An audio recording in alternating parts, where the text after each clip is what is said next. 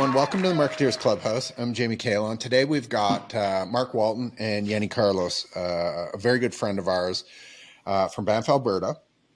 And Yannis, I'm going to let you introduce. You've got a super diverse background as far as business and the stuff that you guys run in Banff, and it's very impressive. Can you sort of, welcome all. Thank you. Can you run us through what you and your partners do out in Banff and your various different businesses that you guys are sort of running at this point? Yeah, definitely. So we have a company called Banff Hospitality Collective that we founded kind of in the mid 2000s. And what we do is we own and operate 14 different food and beverage outlets in the heart of downtown Banff. So everything that we do is within walking distance of each other on Banff Avenue. So it's a neat little ecosystem, and all of our businesses are unique. So we're not replicating replicating concepts. Every single one is different. So we have, everything from Greek restaurants to a distillery to a craft brewery, steakhouses, Canadiana restaurants, a bit of everything, even a bowling alley and a nightclub. Who doesn't own a bowling alley? Come on, let's get serious. So you're in Banff. There's, Mark and I have talked about this in the past a little bit. There's all sorts of crazy, getting into the meat of Banff. There's crazy things that you have to do as a business. You can't just put up new buildings. Like, it is a nightmare, everything you do. And the restaurant world on its own is a unique thing. And then with Park Distillery, you guys are also producing product and exporting it out of the park, which is very interesting. I want to get into that. What are some of the intricate issues that you see when running a business? You're not running a singular business in Banff. You're running like 1,000 businesses in Banff. So one, are you the largest employer in Banff? No, we're not, but we're in the top 4. Okay. Who would beat you in that? The Fairmont Banff Springs, Banff Lodging Company, potentially the municipality, Banff Center as well as a very large employer, but we're definitely up there. We, in peak season, we're employing over 900 people. Wow. That's amazing. It's big. And yeah. So, and the interesting thing about Banff's a really interesting place, as you alluded to there. It's, we're in the heart of a national park, and we're subject to not only municipal and provincial regulations, but we're subject to federal ones as well. So, when you talk about constructing things in Banff, Parks Canada has an ultimate power of veto over what happens in downtown Banff. Though the municipality has a lot of leeway in terms of decision making, as long as they're kind of following what's set out in the land use bylaw. But the other thing that happens with it is, we have the privilege of doing business in a really beautiful and special place that's globally recognized. So that gives us the obligation to do better and to try to do the national park and create the experiences that are the commensurate to the place that we're doing business.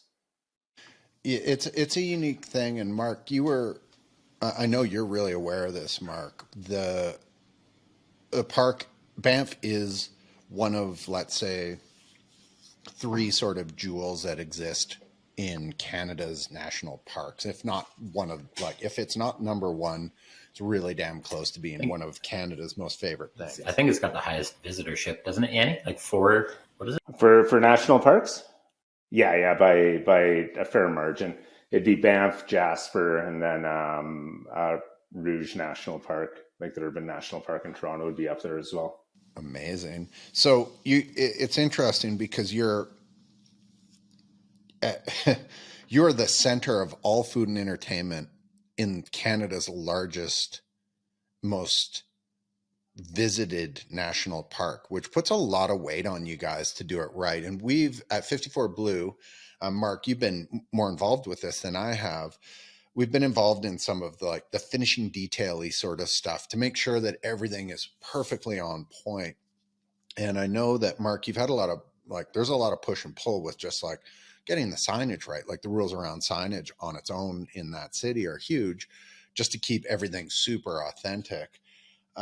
What's the like, just infrastructure wise, keeping that square? How do you guys deal with that? Like, you guys are building restaurants. Do you have a restaurant in build process right now?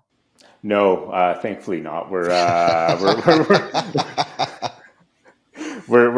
finally out of our project mode. Amazing. Can I actually Yeah, recommend something then? If you guys are done doing those projects, maybe somebody can fix the background of your office there. Like if you've you got a know what team, I've heard there's a company out there that does things like walls professionally. Maybe you could tell me who they are. So Mark. We can talk at the next family dinner. yeah, I know. What's wrong with the I Love You to Pieces artwork? There's Well, nothing wrong with that. it needs a frame. I love it. To fill everyone in who's listening, the next family dinner is because Mark is married into this family. My partner married the beautiful Yannis Karlos, who is a doctor in the city of Calgary, and that's Mark's wife and the mother of Mark's son, and Mark and Angie's son. And so our connection to the Carlos family is deep. And I had the fortune of being able to go over to Greece for the wedding where it was held when Mark and Angie got married, and got to see the whole Greek experience, which was unbelievable. There's nothing better than Greek tomatoes or potatoes. Those are definitively the two greatest things that Oh, ever. they taste different. They're so much better somehow. I don't know what kind of manure they're growing those tomatoes in, but the Greek cows are doing something right, because those things are epic. So we've got an interesting optic into sort of Yanni's business, because we get to see the inside of things. So let's run over the different restaurants and all these different things. And I want to sort of talk about how you guys manage like the operations component of this, and then the marketing of this to the tourists that are coming in is semi-unique, because you have a consistent transient base of consumers coming in and picking out of your restaurants, and they probably don't know everything's necessarily all connected. In fact, I'm sure it's purposefully done that they don't.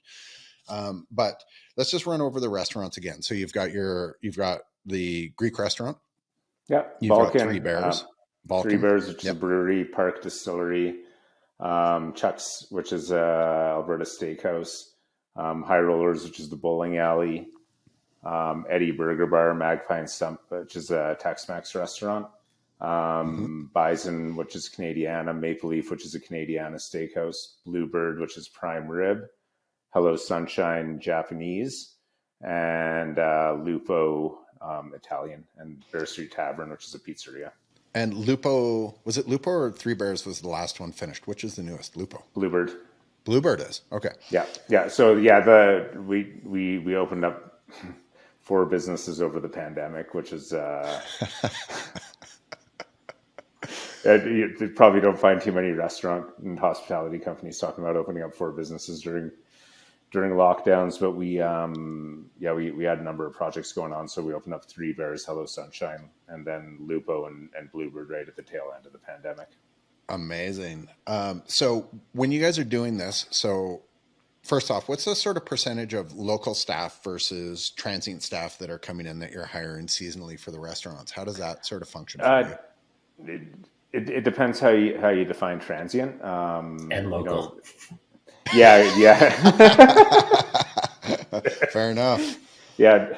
At Mark being a local Canmore guy would say it's probably 0% local, but There's probably like 12 of you. yeah, exactly. No, it's the dynamic has changed a fair bit over the last couple of years. Prior to the pandemic, we'd see between 60 and 70% Canadian and 30 and 40% international. During the pandemic, that dynamic shifted because unfortunately our international workers couldn't get here. And typically when we're talking about international workers, it's young people coming from, places like the UK, Czech Republic's a big one. Chile, they're coming here on something called the International Experience Canada visa. So it's just like, when you go to the ski hill and you see, people from Australia bumping lifts. Oh, those They're here Australians. they're here on IEC visas. Okay. And they were a big part of our workforce. During the pandemic, that program all but went away because people just couldn't get into the country. And Crazy. now we're seeing, so it shifted to like, 90% Canadian and 10% international. And now it's slowly shifting back to what we were seeing prior to the pandemic. Does your brand need some help in the trade marketing department? Manage your sales tools with Regulator's easy-to-use features. Whether it's fixtures or displays, POP, custom art or promo products, you can submit single or bulk orders for all your locations within minutes, using a simple, streamlined process. Deliver content, manage your budget and view the market, all from the palm of your hand. Move up to 10 times faster than your competitors and capture all the opportunities that put your brand on top. Visit brandregulator.com for more information. So you've got some, which I would assume your key staff that are let's call them multi-year people that stayed basically, and they're trying to live and scratch out a real lifestyle regardless from where they came from. You would be backfilling all these other positions. You're higher end positions at all these restaurants. Like, how many different chefs are you guys maintaining at all the different food and beverage locations? Each location would have a chef, and then we have a corporate team as well that oversees the operations. So our corporate team has, I believe it's 5 people in it now, just on the culinary side. Interesting. And then do you guys pool? These are all questions I've always wanted to ask you, and it was never really appropriate time to sit down and grill you about your business practices. So congratulations. This isn't a family barbecue. Is this just going to turn into an interrogation now? It's an interrogation. So do you guys buy all, do you guys pool, do you order individually for each restaurant, like through Cisco or whoever, or do you guys pool these things together and take larger bulk orders? Like, how does that? No, we order individually for restaurants, but our contracts are pooled. Oh, okay. So the buying power is pooled through the entire business, but the deliveries are individual because otherwise, we'd have to have another warehouse. Company. Yeah, run a logistics company, and Cisco is running the trucks out here on whatever frequency they do. I think it's almost daily. So, right. And for people that don't understand, the Cisco trucking company would be moving product, I'm assuming, directly out of Calgary to you. Cisco, a distribution company. Yeah, Cisco would be one of the biggest food distribution companies in North America, and they have a major warehouse in Calgary.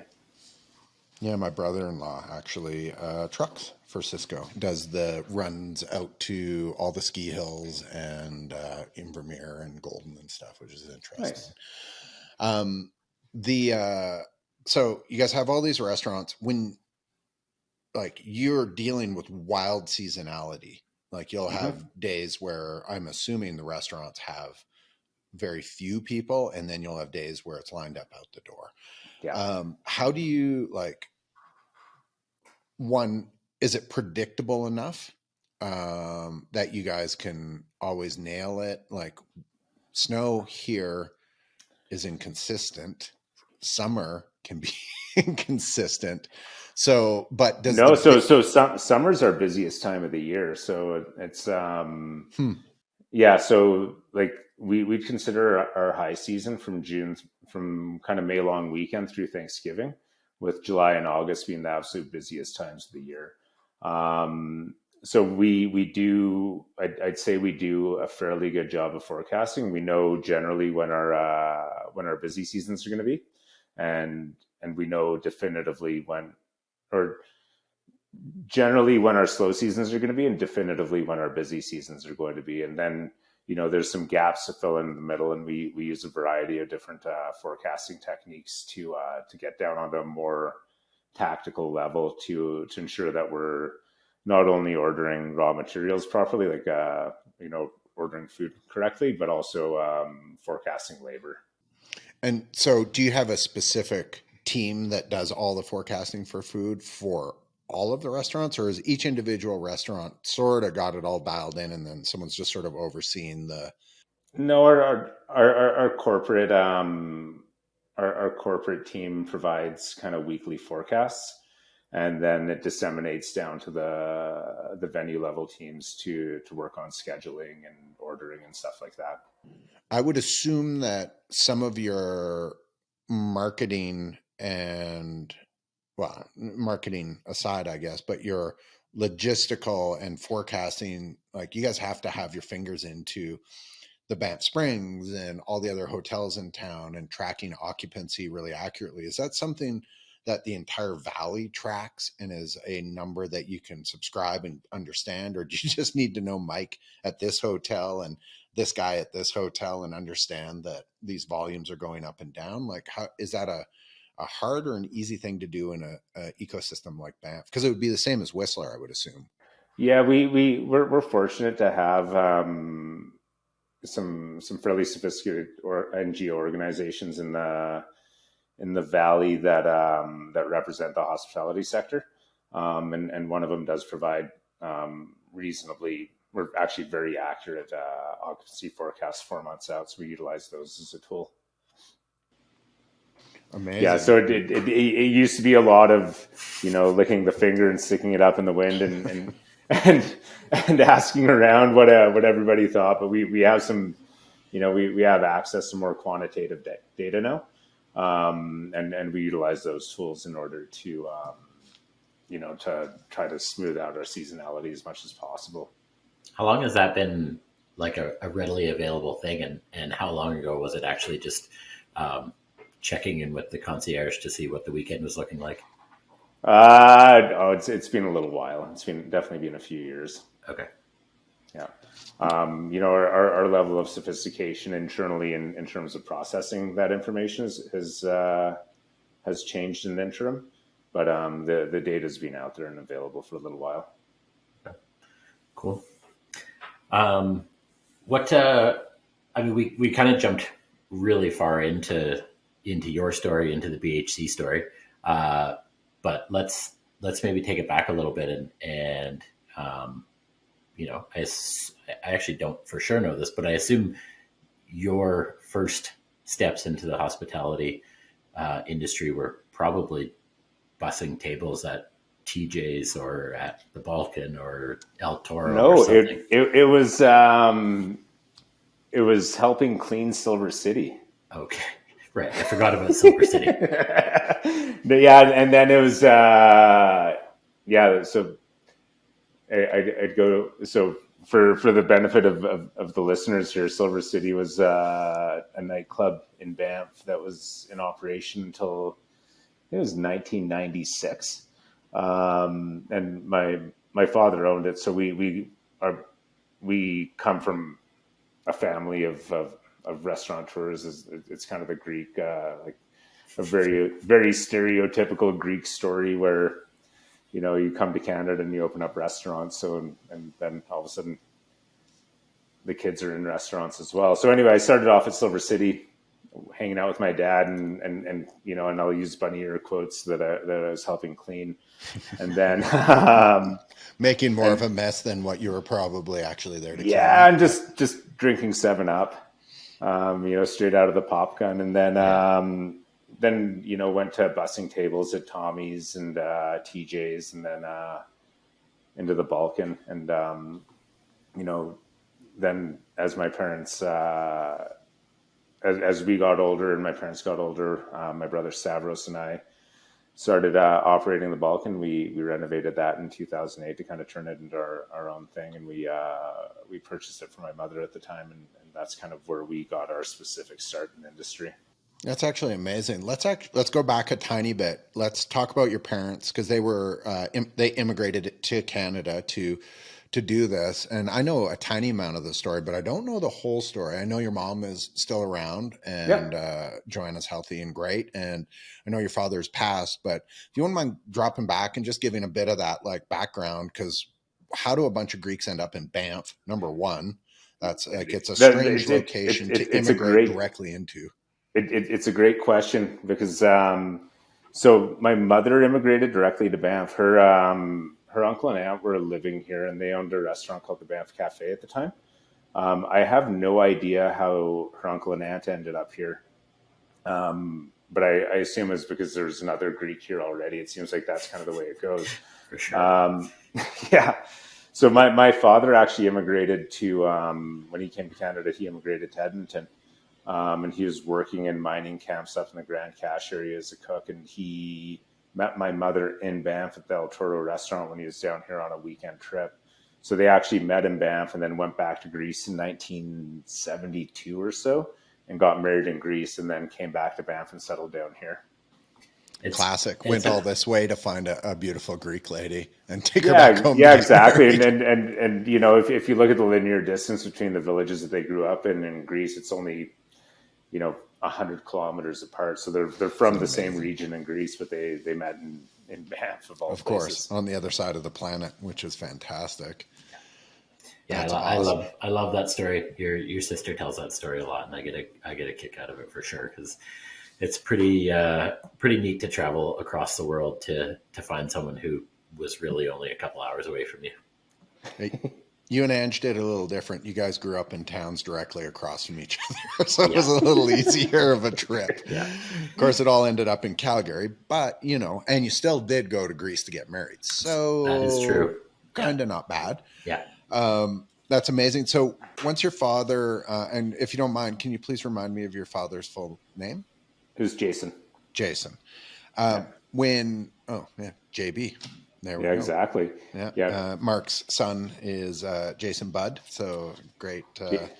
J Buddy Bud. J Buddy Bud, who seems like an amazing little monster who apparently chews on everything. Yeah. Congrats. Pardon me. So Jason came here. What's his actual Greek name? It's not Jason. Yasun. Woo, Yasun. I love it. And what's Mark's actual Greek name now that he's in the game? Mark. Markinos.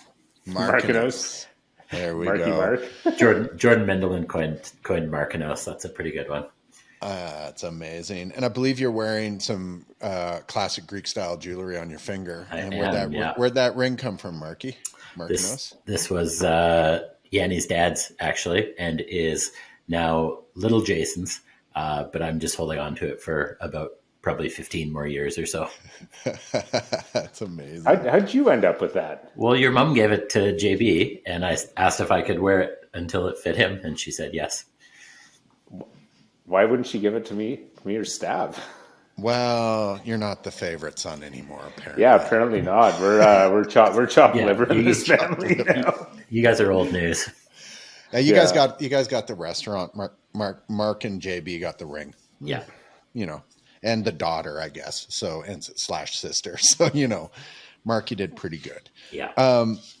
Okay. So you guys have done this, and alongside of the restaurants, which is was your day to day, you decided that you guys weren't quite busy enough. And your first product that you guys decided you wanted to build was through Park Distillery.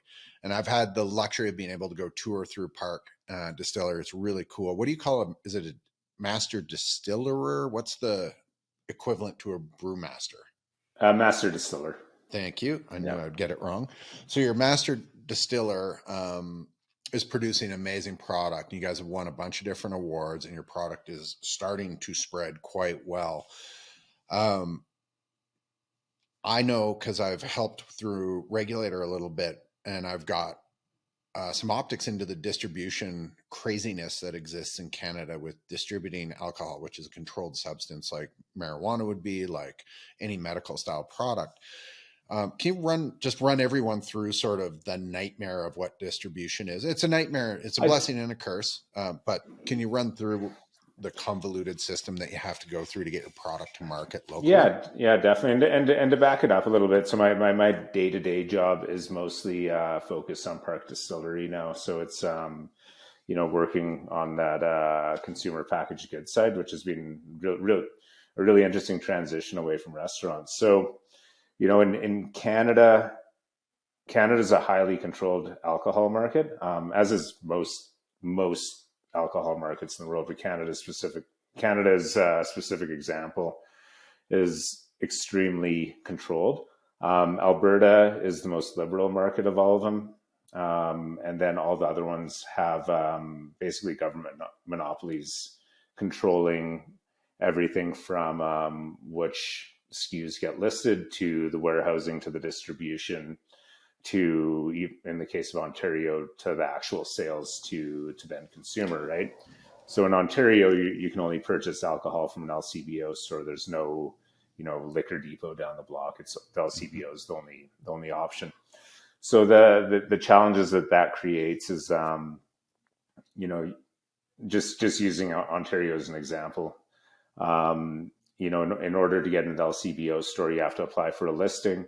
And when you apply for a listing, you have to commit a certain amount of dollars to marketing, to different initiatives to kind of encourage sales within that market. And no matter how much you commit to it, there's no guarantee that you can get the listing. And if you don't get the listing, you can't sell that product in that province. So it's extremely protected. Whereas in Alberta is a semi-liberalized market. So distribution is still fully controlled by the AGLC via a private party called Connect Logistics. So they have a giant warehouse up in St. Albert. But if you're an Ontario producer and you're like, okay, I want to sell in Alberta, all you have to do is, be represented by an agency in Alberta, and then just fill in the paperwork to have a listing in Connect Logistics, and then you can ship it up there and market it to whichever private store that you'd like. So, in order of bad provinces to deal with, I'm assuming, and please tell me if I'm wrong, it's Ontario, then Quebec probably is a bit of a bear to enter into because of you've got to have unique packaging with French and English and all those different things. The French and English is applicable across Canada because it's those are CFI, right? Yeah, it's CFIA regulations. I wouldn't say any. I'd be cautious in saying that any provinces are bad. It's just varying levels of difficulty. And the interesting thing is, in the U.S. as well, the regulations vary from state to state. So you have some states that are fully liberalized. There's no barriers to entry. You can sell wherever you want, whenever you want, as long as you have a distributor. All the way to the fully controlled states like Ohio would be an example of a control state, or Maryland, where you are operating under a similar kind of regime as Ontario or British Columbia. So when you talk about entering in, like companies selling into the U.S., and there most certainly would be Canadian alcohol brands selling into the U.S., wine companies and everybody, what's the, how protectionist are they? Is there large duties and tariffs against Canadian alcohol? Is it easy to enter into the marketplace down there, or how challenging was that? So we're not currently distributed in the U.S., but it would be easier for us to enter key American markets than it is to enter into key Canadian markets. So there's really big barriers to interprovincial trade in Canada, and it was something that Jason Kenney was trying to tackle when he was Premier of Alberta. But in the U.S., the flow between Canada and the U.S. on national scales, the flow of goods protected under the U.S. CMA agreement. So we can trade alcohol into whichever states we want, with a caveat that, it's an open market state, not a closed market state, but we can trade into those states. Using California as an example, we could hire a distributor there and have our products on shelves in California, with enough obviously spending enough marketing dollars to make an impact, but we could have that process done, within 3 months. Crazy. Now, are you guys at the position where you guys can produce the volume to fulfill a large market space like that? Or is this part of the growth cycle that you guys need to kind of work your way into? I would assume there'd be a ton Like making a certain volume of anything at a localish level is generally not hard. It's that scalability that becomes really difficult to keep the product quality good and all that sort of stuff. Yeah, definitely. So we're currently in a project where, when I said we don't have any projects in the ground, that was a bit of a lie. We actually do have one in the ground, but it's not a restaurant. It's a distillery. So we're currently building a new facility in Exshaw, Alberta. That's increasing our capacity by a factor of 5. The bigger pinch point and kind of hesitance into entering new markets is the incumbent brands that we're competing against have massive marketing budgets. So when you look at the Diageos and the Constellation brands of the world, so they're spending 20% of their gross revenues on marketing. And when your gross revenues are in the billions of dollars, 20% goes a long way. So we want to make sure when we're entering markets that we not only have the production capacity in order to service the market, but that we have the proper amount of capital allocated to ensure that our marketing and sales efforts are going to do the product, the service that it deserves in order to make a run at selling it there. So would your 5X on the new Exshaw building, is that going to get burned up with Canadian distribution and Canada's needs, or are you going to attack into other markets and not worry about core stuff within Canada? Like how do you make that decision? We've been looking at a lot of production forecasting lately, and a lot of the incremental increase in production is going to be put into putting away whiskey stocks. So in Canada, in order to be able to call something a whiskey, it has to rest in barrels for 3 years. Whereas in the US, it just has to pass through oak. So we have this age statement that's legally binding in Canada. So we need to build up some whiskey inventory and warehouse it for 3 years. So that's going to be one of the primary focuses of our new production capacity. We're not here for the high rollers, snooty wine critics, or long-haul collectors, but we do think it's about time wine cellars turned into swoon-worthy works of art. Our experienced designers will bring your dream wine cellar to life, fitting any sized space and aesthetic requirements in your home. Our craftsmen carefully hand-build your cellar to give you a wine storage space that really feels like you. Visit themoderncellar.com for more information. We kind of blasted right past it. What are your main products that Park's producing? What are the different types of spirits? So we have a vodka and some flavors of it. So vanilla and espresso and chili vodka. We have an unaged rye spirit. So that's basically a white dog or an unaged whiskey. We have a maple rye, which is the unaged rye spirit blended with maple syrup. It's very delicious. It's the greatest Christmas drink that exists on this planet. Oh, it's so good. Yeah. Christmas milk. We have Christmas milk. We have a London dry style gin called Alpine Dry Gin. We're currently working on releasing another gin for this summer. And then we have one RTD called RTD being a ready to drink cocktail called Mountain Joe, which is a hard coffee. Which is also delicious, and you can find it at the ski hills occasionally as special event style stuff up around our area, and it's amazing. You can find it in about 400 outlets now. So it's launching that brand's been really fun.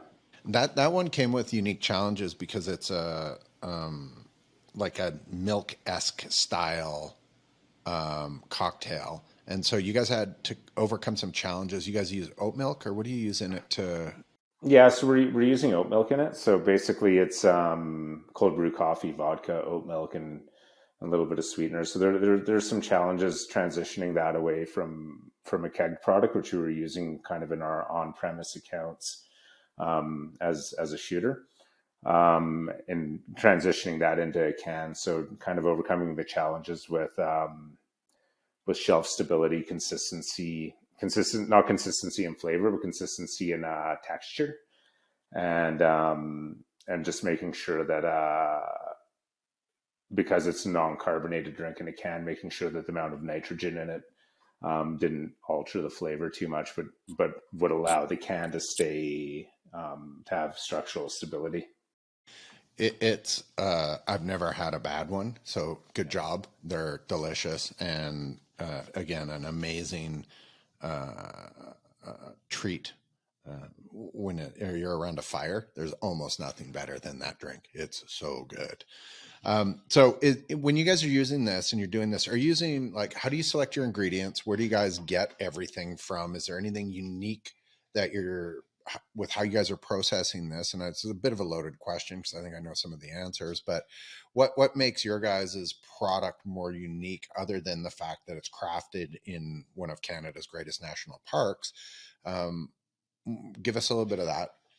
Yeah, so it varies from product to product. So using the maple rye as an example, we're using 100% small farm grown rye grain blended with Quebec maple syrup. So you have a really neat kind of East meets West story with that product. The Mountain Joe, the story behind that is the drink was inspired by a drink called the Shaft, which is, depending where you're from, either inspired or created in Victoria or Calgary. So that's kind of where the Mountain Joe came from. And in terms of choosing ingredients for that one, we're more focused on quality of ingredients, not necessarily the provenance. Our current gin is the Alpine Dry Gin. We're using classic London dry botanicals, but adding in Engelmann spruce tips that are locally foraged in Alberta. And our vodka, one of the key components of it is triticale, which is a non-GMO hybrid of rye and wheat. Again, mostly grown in the prairies of Alberta. So, we spend a lot of time thinking about the provenance of our grains when it comes to spirits, and especially once we get into the whiskey program, we're contemplating a lot of the provenance into even specific sub-varietals of grain. So if we will get into rye, start exploring how we can achieve different flavor profiles from different sub-varietals of rye grain. And same with wheat and corn. Unfortunately, Alberta grows some corn, but not a ton, but corn being a major component in Canadian whiskey. That good old Tabor corn isn't good enough for you? Tabor corn is great. It's just there isn't that much of it. Really? That surprises me. It seems like there's always Tabor corn being sold on every corner. I can pick some up for you in the summer if you want. Yeah, but it's the volumes that you're looking for. Like if you look into the volume of corn that would be grown in somewhere, one of the grain belt states in the U.S. compared to what's grown in Alberta, I'd say like Indiana would grow corn on a factor of 1,000 to what's grown in Alberta. So amazing. So with the alcohol consumer packaged goods product that you guys are distributing, and every province deals with it uniquely, and it's a challenge kind of to track all the sales and to do all these things. Do you find from a marketing perspective, what are your rules? What can you do? What can't you do? Like, let's explain to everybody sort of a bit of the sphere around your limitations. Like, you can't obviously market this to kids, obviously. Yeah.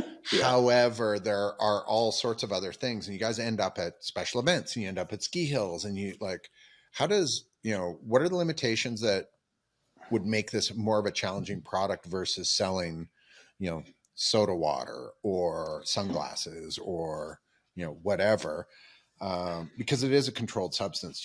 Canada is fairly protectionist against some of these things. Do you find it to be an onerous task, or are the rules simple enough to follow, or is it unique everywhere? The rules are simple. Like, generally speaking, the rules are simple enough to follow. It's and they're quite common sense. It really comes down to, don't market to kids. That's an easy one to do. We don't want to do that. We're responsible producers, and we want to continue being responsible. Second one is promote responsible consumption. So, when you're marketing, if you're creating a video or any sort of campaign, we're not going to promote binge drinking. And don't want to show images of people driving cars and stuff like that. So it's all very common sense, but it's also enshrined in law. So, if you're ever, not necessarily in law, but in policy and regulation from whichever province that you're in. So if there's ever something that you're questioning, you can always refer to the policy handbooks and go, okay, you know what, we don't need to go there because it's a gray area, or you read the policies and you see that you can't do it, so you just don't. So the giant Mountain Joe inflatable teddy bear that's drunk at ski hills, that whole concept wasn't allowed. Yeah, we had to throw that out. That seems like so obvious to me that'd be great. A stumbling around with a giant Mountain Joe. Yeah, exactly. It's like that would attract attention. It's like something off The Simpsons, right? Like just like just the giant arm chugging beer or something like that. Oh my God, I love it so much. So you're in a family business and you have a fairly large family. You give me a breakdown of your own personal family unit that you've got. Like, give us a little background on your wife and your kids, and yeah. So I want to talk about that a bit. Yeah. So my wife is her name's Katie. She's a really exceptional human being. She actually is the president of Banff Hospitality Collective. So she's she runs the whole show here. Shout out to Katie. Yeah.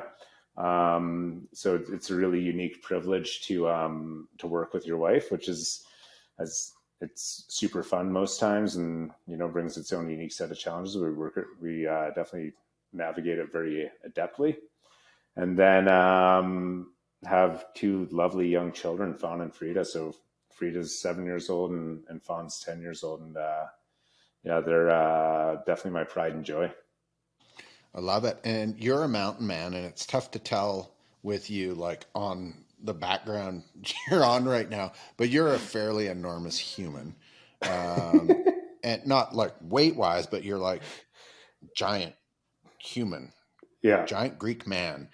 And you are, I don't understand how you have the time to do all the different things you do. And I think both me and Mark sit back every once in a while and I shake my head because I'll be going through Instagram and I'm like, oh, Yannis out ski touring at the top of a mountain again, and you're out doing a ton of things. Your personal activities are fairly varied, but if it's got two wheels and or you can strap it to your feet in any way, it kind of feels like those are your things.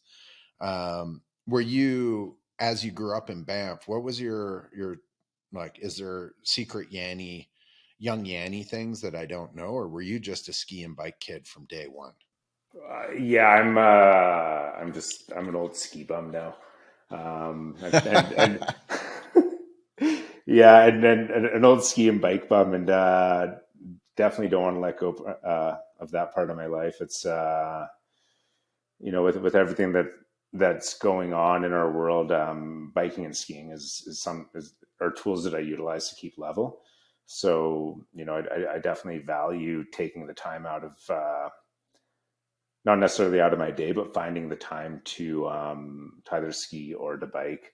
And it was actually going to be part of my confessional is we're jumping right into the cool. Yeah. Yanni first. No, I love it. No, it's not that cool, but the way that I've managed to find this, especially the time to do all these activities, is I've developed a real love for biking at night.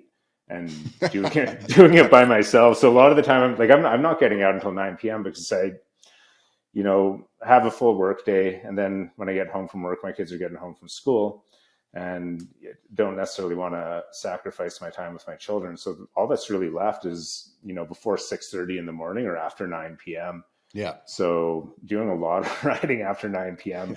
By myself. Sorry, Katie, no snuggles tonight. Yeah. I'm going for an 80K or... Yeah, exactly. I'm going to go hammered through the forest and hope that my Strava is actually broadcasting my location in case I go down in the winter. And for anyone who doesn't know, Banff is so dark. As soon as you get off Main Street, it's pitch black everywhere. So it doesn't matter if you're literally pretty much in the middle of the town. You'll be in pure darkness with apex predators wandering around everywhere, and potentially drunk tourists. Yeah, I was about to say the apex predators are a lot less terrifying than humans. So, yeah. Especially if you run into Dawn out there, it's always scary. Always scary.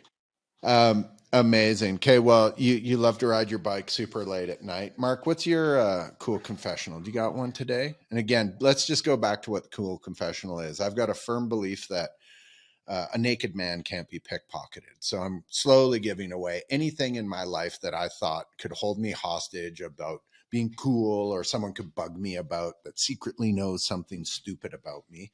I'm giving all that away because it doesn't matter to me. And they're silly. So Mark, what's yours today? You got something? Yeah, I feel like a lot of mine aren't necessarily like a cool confessional. It's something that is funny that very few people probably know, except Jamie, you would be one of them. I could not swallow a pill until I was like 27 years Easily. old, probably. Really? Yeah. Like, did you have to hide it in a piece of bread? Like a dog. I just remember peanut butter. Exactly. I should have. I never even resorted to that. I broke some ribs when I was like 16, and they gave me these. I don't even know what they were, but they were massive. Like, I swear they were like horse tranquilizers, and I could not swallow these pills. And I was like scarred, broken ribs, trying to swallow these giant pills, and was like scarred from it. And basically just had it in my head for probably almost a decade after that I just can't swallow pills. That's not for me. Yeah, when Mark first started working with me at our office, I'd bring my dog in, and Mark's allergic to dogs. And I'm like, just take a decongestant, dude. Like, take an allergy pill. And he's like, I can't. And he'd flip out. And finally, I got him to take one. He's like, puts it in his mouth, and they're tiny. And he's like, it was like a huge process to get this down. And now you got it nailed out. But I actually would think that I played a hard role in that because I put you in a spot where you couldn't breathe. Yeah. No, now between whatever vitamins and enzymes and stuff, I probably have 4 or 5 a day, different pills that I take. But there was quite some time where that was not something I was comfortable doing. Mark's Mount Everest was something simple like a vitamin C pill. Yeah. Congratulations for getting over that mountain. Yeah, thank you. That's a beaut.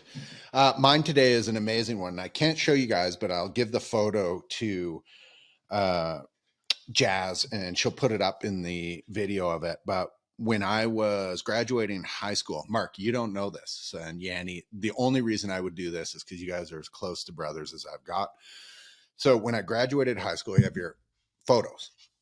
I posed for my high school grade 12 photo with a pair of factory pilots on doing this. No way. And it's beautiful. I think your sister has showed me that picture before, actually. I believe it I is have seen it. Probably one of the most embarrassing things I've got in my past. And no way. Oh yeah, dude. It's a beaut. Because don't forget, like, Tom Cruise and Risky Business, and I'm a young guy, and I'm getting some free glasses here, and I thought I was the bomb. And come on, I was. But it was so embarrassing. It's unbelievable. I've kept that squirreled away for years and years and years. So Jazz will put that up on the screen, and everyone will have an amazing laugh, and that will whip around to a bunch of people. At least I ended up working for Oakley for about 30 years. So maybe it was destiny. Did you end up working for them because they saw the sweet photo of you? No, I made sure Possibly. that never, ever, ever came out. And I almost pulled it out. I did a podcast with Brian Takumi, who is the absolute heart and soul of Oakley right now. And I was debating on what my 2 most embarrassing things are. I'm a closeted colorblind person, and I get asked color questions all the time. And thankfully I've got a team around me that is not colorblind, that can actually do things correct when it comes to color. And that Oakley picture, those were the two I was debating about. And I didn't necessarily want to pull the Oakley one out on the Oakley podcast. So it came out on this one. So that's a heavy duty one. And congratulations, everybody. You now know pretty much my most embarrassing thing I've ever done. I can't wait to see this photo. Oh, so good.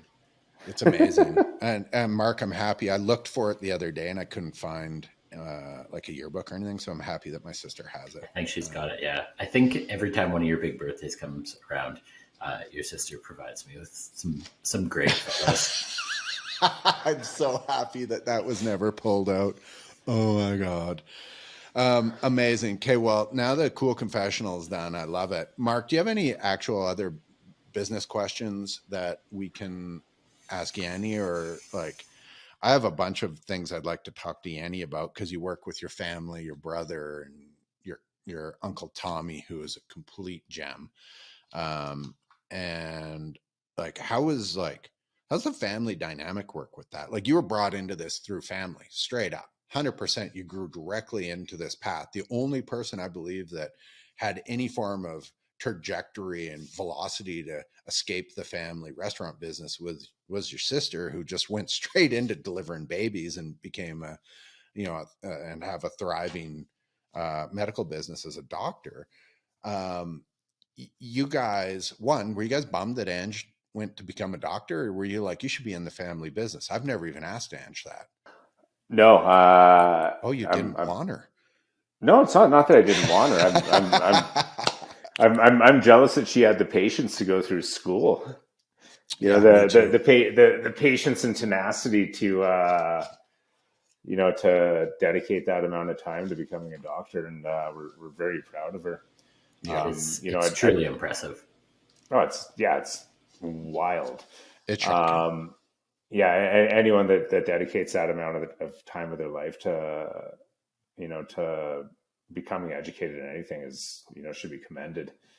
And on a business side, I'm happy she went down that pathway, because I can't imagine adding one more family voice into the complicated dynamic that we have. And we're working in a family business is definitely not without its challenges, right? And the kind of the key to surviving it all at this point is just being empathy and patience. Just trying to understand different perspectives, keeping an open mind, and always talking about what everybody's blue sky and perfect world scenarios are, and then working back to see where the common ground is between everybody's personal and professional goals. I love it. That's amazing. Mark, what do you got? This is your brother-in-law. You got a chance here to ask him anything you want in a business forum. Well, I did want to bring up the one thing about when Ange first got into medical school. I know Stav was still bugging her, like, well, you have to work at the Balkan. You have to come. She's like, I'm in medical school. I'm so busy. And he's like, so you can only work one day this weekend? Or like, what are you going to be coming back to work? And she's like, I'm not coming back to work at the Balkan. I'm busy doing med school. So I know Stav was definitely trying to keep her in the business for a while there. There's a point where she was the only way we could get days off. Fair. Makes sense. Yeah. Oh my God, I love it. From brand development to simple market executions, 54 Blue helps brands of all sizes grow with sustainability in mind. Their full stack range of services include print, fabrication, design, web, interactive, content marketing, brand consulting, creative strategy, and more. Join some of the world's largest brands and lean on 54 Blue for your next go-to-market. Visit 54blue.com for more information. Okay, Yanni, favorite mountain bike trail? Ooh, that's a really good question. I think favorite one that I rode last summer was, I think, Dog Days. Ooh. And I really had a lot of fun riding Dog Days. If everyone needs to know, Dog Days is out in Exshaw. It's a new piece. Oh, sorry. Shh, it's a secret. It's not a secret. It's all over Strava. And it's amazing. And it's right next to probably your new facility, or really close, because Exshaw is barely a hamlet. So that's awesome. Are you going to actually put an office in there for yourself, or how does that work? No, it's strictly a production facility. Cool. I hope you are putting in like a small little shower and change room though, so you can 100%. go for a bike ride right after a quick Distillery check. 100%. Good call. I'd also like a small bike wash and a small diner in there so that I can clean my bike and then get a grilled cheese sandwich before I drive home. Just if you got time, build that in. I definitely. I'd have to say some of the funnest mountain biking that I've done in years was with you guys on Mark's Stag and Fernie, though. Like that trail network in Fernie is so unbelievable. It is great. I can't even remember the name of the trails, but they were all so fun. Yeah, they were ridiculous. It's a great little setup there. How just like from town, okay, go ride this little thing back to wherever you're staying, like drink, food, refuel, whatever, back out over on the other side. Like it's really neat. Even I could see Canmore people would maybe think Canmore was similar, but I think just the proximity to the actual town where the trails start is so neat in Fernie. It's a cool little spot for sure. Well, yeah, and there's like the volume of trails is like a factor of 10 over what's in the Bow Valley here, right? 100%. And there's the top 10% of the trails, which is what we would want to ride. Like if you want to climb sort of like A-type style climbs and A-type style downhills that are hard, a couple exist in Canmore, Banff, but not at the volume that exists there. It's just like they're everywhere. Like on the far side, Mark, I don't even think you knew, but sort of on the side where the Fernie gravel grind, one of the gravel grind climbs were, there's like this insane jump trail. It's just like, it's unbelievable. I'd be actually super into, if you guys want to pull an Airbnb and spend a weekend down there, I'd go down and do that again. So would Brad Ralph. Just keep a small group and we'll head her down and we'll put 2 helmets on your brother so that he doesn't concuss himself and start a whole bunch of padding. Just a bunch of padding.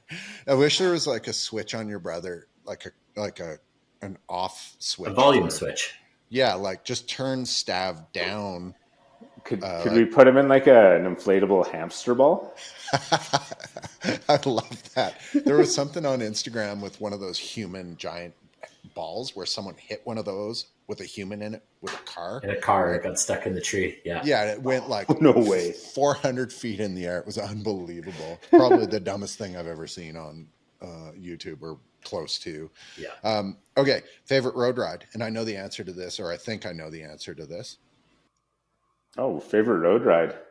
I've actually never thought about a favorite road ride. My most memorable road ride would be riding. So 9 years ago, my friend Jordan and his wife Nicole, who's a very dear friend as well, got married in Biarritz, France. So made a very spur of the moment, last minute decision to go to Biarritz for the wedding. So, booked a ticket. 48 hours later, I flew to Biarritz and was in Europe for 72 hours, and it was just like action packed. So, first night went to a rugby game, woke up the next morning, decided, okay, I'm really close to the Pyrenees. I'd better go ride one of the classic calls. Of course. So started calling every bike rental shop that I could find. Finally found a bike in Le Saint-Sauveur, which is at the base of the Col de Tourmalet. Did they just tape 2 bikes together to make them big enough for you? Because I'm pretty much certain that they didn't have one big enough. But it was an hour and a half drive. So I drove, my little rental like Fiat that had wheels that are like 12-inch diameter, going 200 kilometers an hour trying to get there. Rode up the Tourmalet, right back down it, and then just drove right back for the pre-wedding dinner.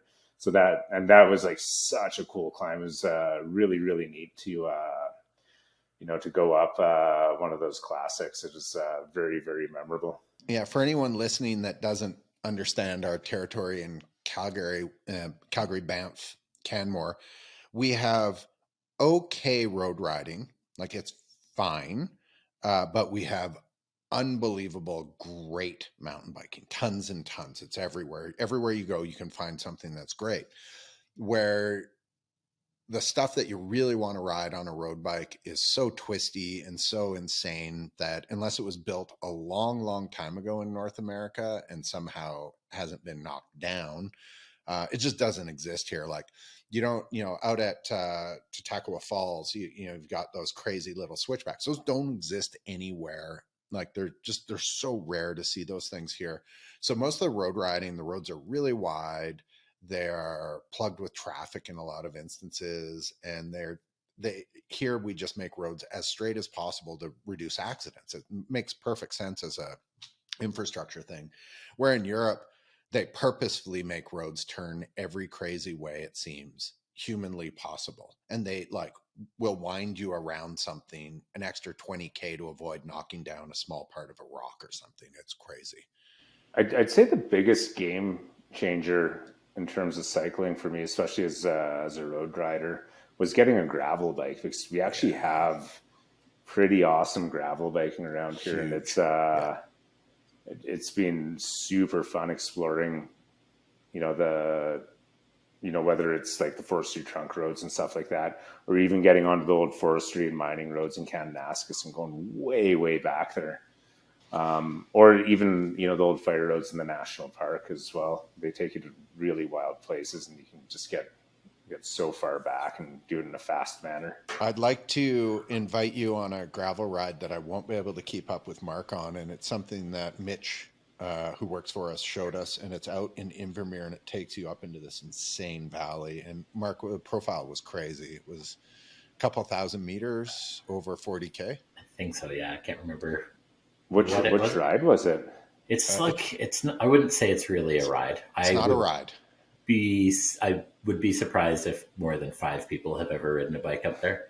It basically, I think we would drive and park in Radium and then go up from there. But it's interesting, Mark. You may just decide that you would ride from Banff, and I will meet you in Radium and then give you another bike and then join with you. And you might I might be able to keep up with you at that point.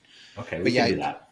Yanni, you park basically just outside of the little intersection where the big ram horn things are. Yeah. And you head straight west, and it takes you up into that back area, and it looks so beautiful. And Mitch took his family up there camping, so he took his Pathfinder or Forerunner Lexus thing with a trailer up this road, so it's drivable, which means it's completely rideable. Do you know if that is it Forster Creek? I'm going to look it up right now. And anyway, it's epic. You end up in this insane space, which would be amazing. It's gnarly, but return, it looks like it's about 80-90K, and half, all the way back, you're not pedaling, you're just sort of cruising. So that's something I can buy into. It would be a brute of a day. I'd love to do that. It is Lead Queen Mountain. Lead Queen Mountain. Yeah, 56K one way, 1,900 meters, basically. What? Can you even do that on a gravel bike? Yeah, for sure. Mark can. That almost sounds like mountain bike material. 56K? I think it's pretty long. It is. Yeah, but 1,900 meters, that's steep. You got big quads. Well, you have one big quad. I have one big quad. Oh, my God. Okay, one last question. This is the big one. Favorite sibling? I'm kidding. Don't answer. Don't answer. Oh, Mark. Nice. Hey! I love it. That was so PC. That's the correct Yanni, answer. It is a correct answer. A pleasure to chat with you about business and get to know you guys a little bit better out there. Everybody, when you go to Banff, go to one of the Banff Hospitality. That's right, Banff Hospitality Group. Collective. Collective. Yep. Thank you. Go to one of their restaurants. The quality is insane. And like, they're unbelievable. Three Bears is so good. Are you guys going to be canning Three Bears and selling it? Maybe not. So you'll be a guy making beer too. Just another thing to do. Yeah, just another consumer package good to get into. That's your department. Congratulations. Buddy, thank you. Keep rehabbing that quad of yours. I'm happy that you're back skiing. Every time I see you out on skis, it makes me smile to see that you're out there trudging away. Yanni had an issue that he had to have some surgery on his quad, and it's bouncing back really good. And I look forward to some riding in the summer. Let's go up Dog Days, because it is super duper fun, and I'd love to do it with you. And we will talk really soon. Everyone else, thank you. Mark, thanks for joining in. Everyone, Thanks, enjoy the day. Great chat. Take care. Thanks, guys. Have a great day.